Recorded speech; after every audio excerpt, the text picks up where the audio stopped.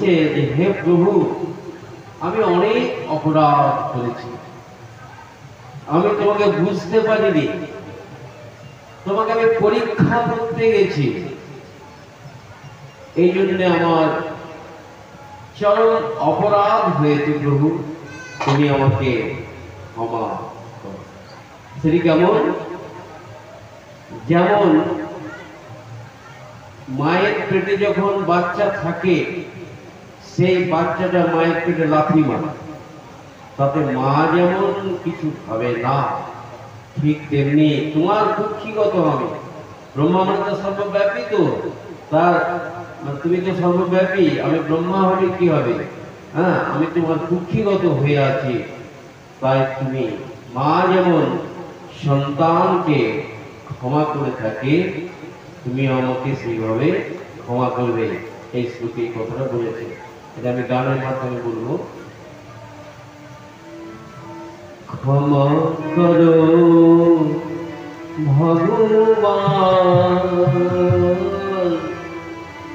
ক্ষমা করো ভগবান, আর ক্ষমা করো ভগবান, ক্ষমা করো ক্ষমা করো ভগবান, ভগবান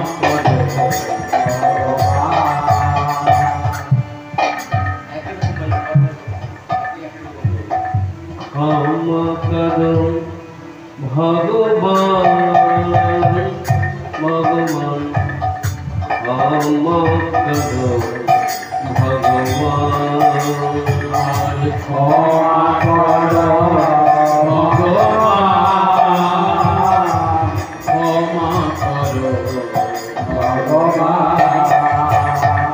গোধন আমি হরণ করেছি, ধন আমি হরণ করেছি, গোধন আমি হরণ করেছি, ধন আমি হরণ করেছি, দেহ গো কৃপবাণী ক্ষমা করো ভগবান, ক্ষমা করো ভগবান, ক্ষমা করো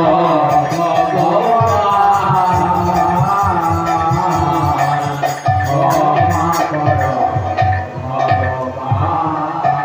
হে ভগবান, তুমি আমাকে ক্ষমা করো, তোমার এই গোধন এবং তোমার সখাদের আমি যেহেতু পালন করেছি।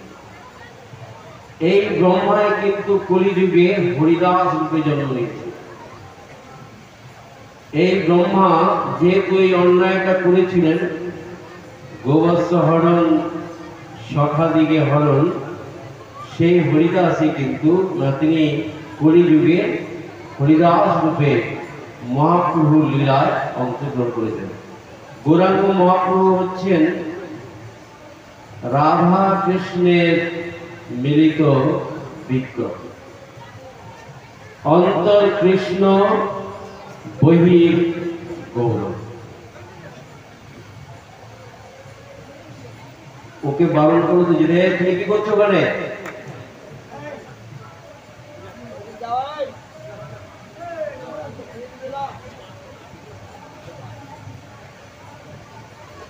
অন্তর কৃষ্ণ, বহির গৌর, তিনি হচ্ছেন মহাপ্রভু।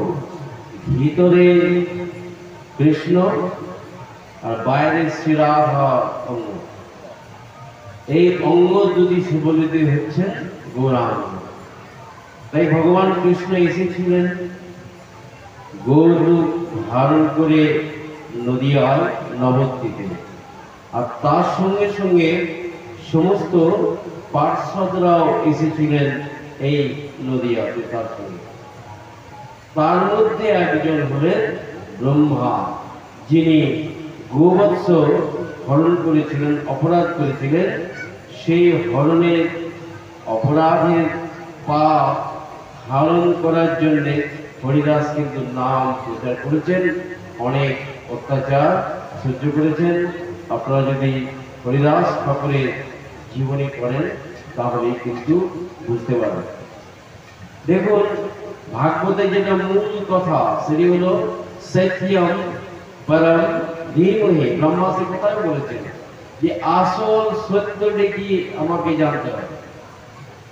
আমরা যেটাকে সত্য বলে মনে করছি সেটা সবসময় সত্য নয়, যেহেতু এটা রিলেটিভ, অ্যাবসলিউট নয়।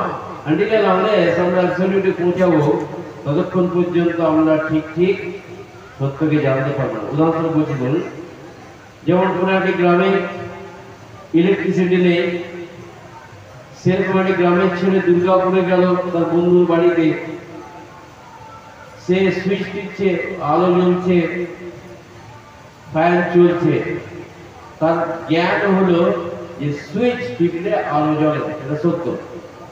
সুইচ টিপলে আলো জ্বলে, এটা সত্য, ওটা জ্ঞান হয়ে গেল।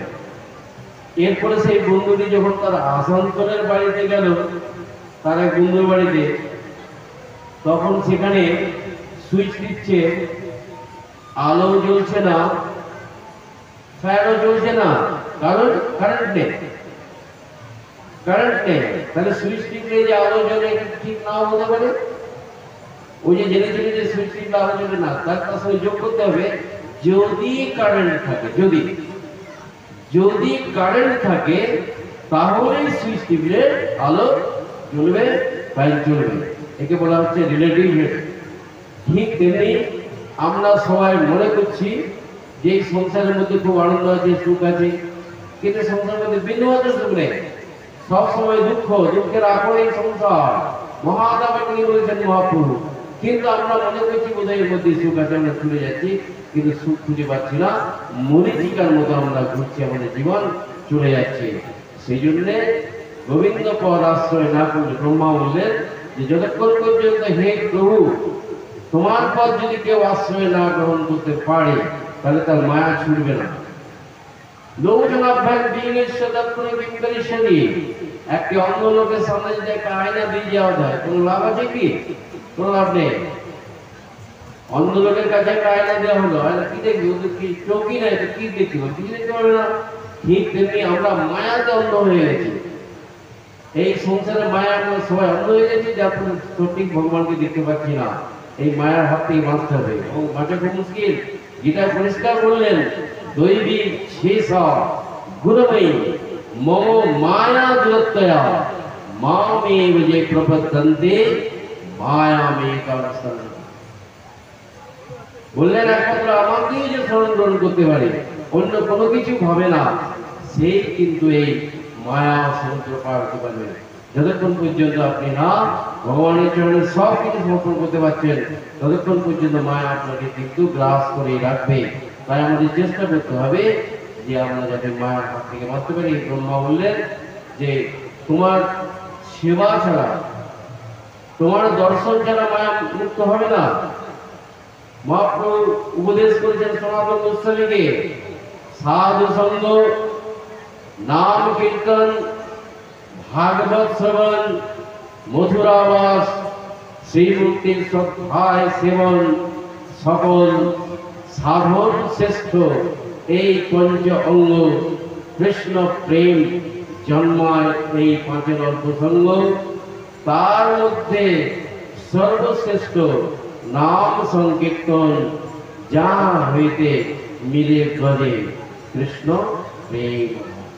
আরো সৎসঙ্গ করতে হবে, সৎসঙ্গ করুন, সৎসঙ্গ করলে নাম কীর্তন হবে, নাম কীর্তন থেকে প্রেম উৎপন্ন হবে, তাহলে কিন্তু ক্রমে আপনি ভগবানের দিকে এগিয়ে যেতে পারবেন। যাক, শ্লোকটা গেল। এরপরে চরণা ইবা হলে এই শ্লোকটির ব্যাখ্যা আমি দেখছি। বলছেন যে মুক্ত বা মোক্ষ বা বদ্ধ বলে কিছু নেই, বন্ধন বা মোক্ষ বলে কিছু নেই, মুক্ত বলে কিছু নেই। যেমন ইব আহনি, দিন আর রাত বলেও কিছু নেই। এরকম বললে তো চলবে না। দিন এবং রাত বলেও কিছু নেই, সত্যি নেই। পৃথিবী ঘুরছে, যে অংশটা সূর্যের দিকে চলে আসে তখন তা দিন হয়, আর যে অংশটা সূর্যের পিছনে থাকে সেখানে রাত্রি ঘুরছে, কিন্তু সব সময় ঘুরছে। সুতরাং দিন আর রাত্রি পৃথিবীর পৃষ্ঠে আছে প্রায়। আপনি একটা টর্চ উপরের দিকে মারুন, মানে ফাঁকা জায়গায়, কিছু রিফ্লেক্ট হবে না, কিন্তু যখন প্যান্ডেলে মেরে দেবেন অমনি রিফ্লেক্ট হচ্ছে। অবস্ট্রাকশন যখনই হবে তখন তা দেখা যাবে। ঠিক তেমনি এই পৃথিবীতে সূর্যের অবস্ট্রাকশন হচ্ছে, তাই দিন রাত্রি হচ্ছে।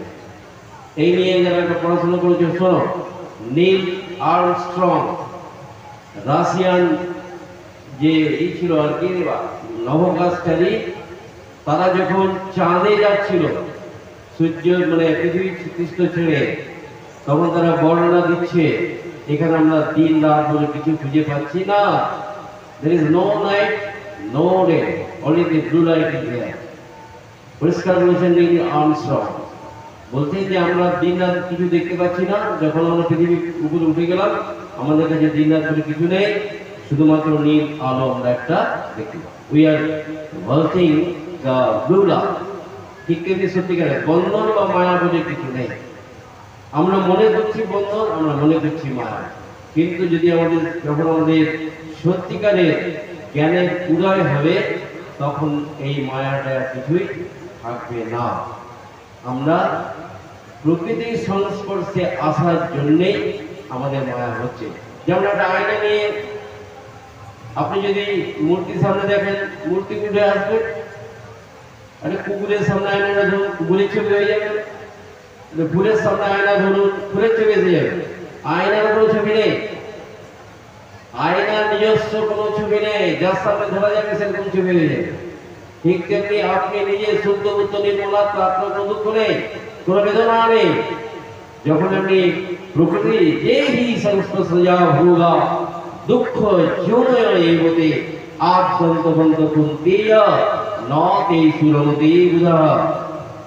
কীর্তনিয়া 9টার মধ্যে রেডি থাকবে, আমি 9টা পর্যন্ত পাঠ করবো, টাইম কি সব করতে হবে। তাই ন তে সুরমতি বুধা, অর্থাৎ সংস্পর্শে জড়িত যে আমাদের অজ্ঞান, সেই অজ্ঞান থেকে আমাদের সকলের আগে বাঁচতে হবে।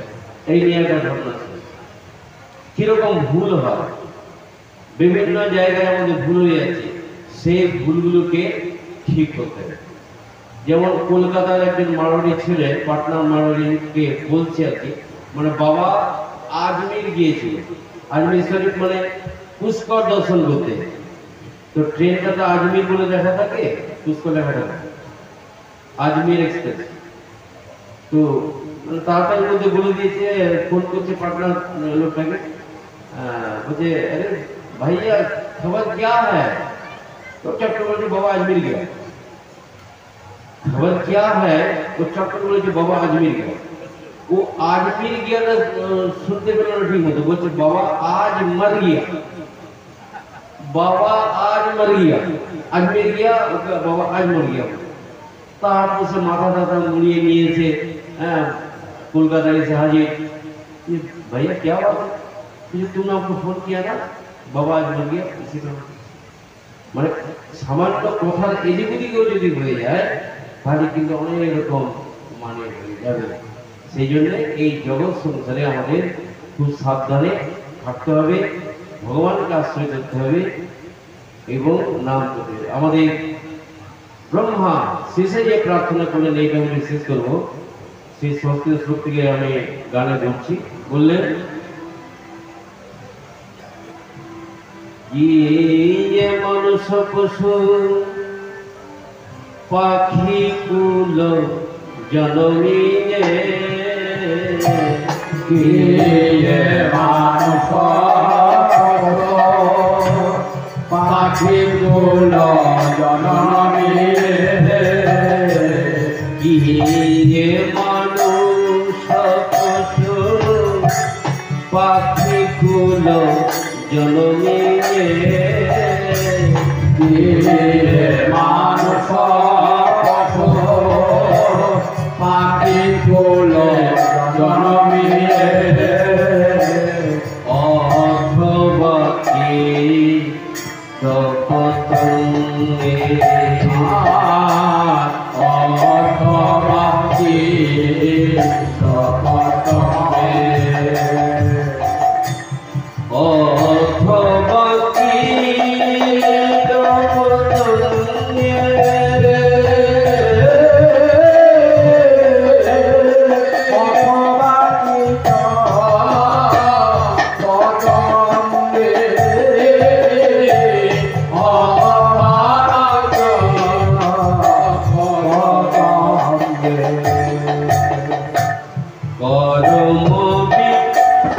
থাকে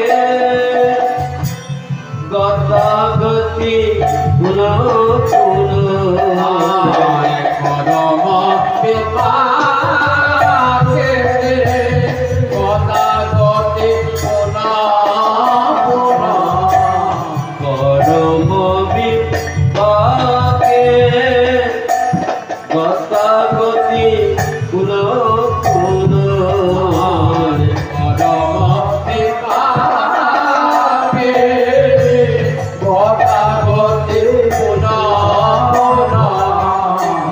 मोतीर हुआ पर संगे मोतीर हुआ पर संगे मोतीर हुआ पर संगे मोतीर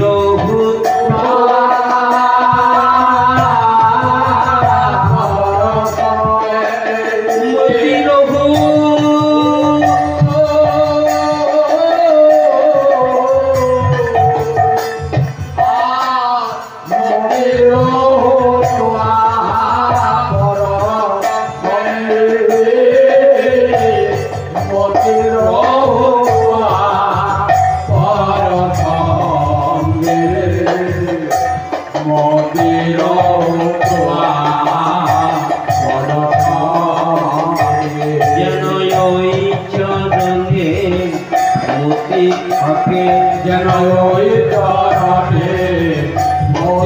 থাকে ওই চরণে মতি থাকে যেন ওই চরণে মতি থাকে জামাই যেন ভুলে না যায় ওই চরণে মতি থাকে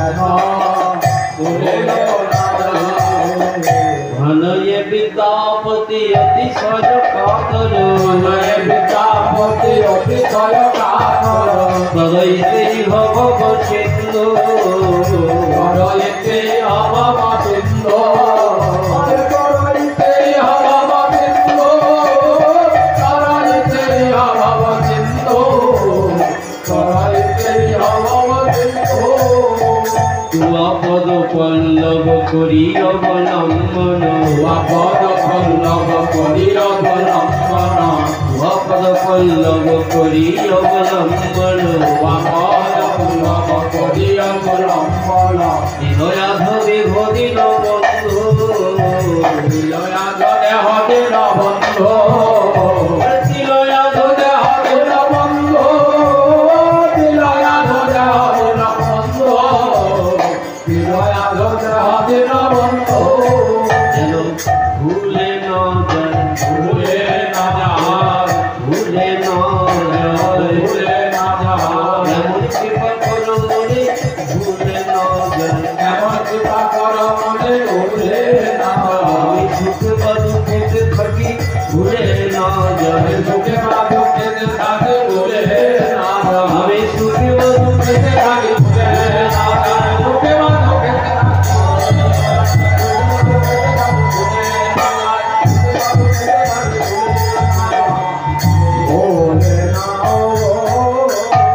প্রোগ্রামে ছাপা আছে সন্ধ্যে 7টা থেকে 9টা পর্যন্ত ভাগবত পাঠ 9টা 3 হয়ে গেছে আমি ছেড়ে দেবো সব সময় মেনটেন করবেন এখানে 7টার মধ্যে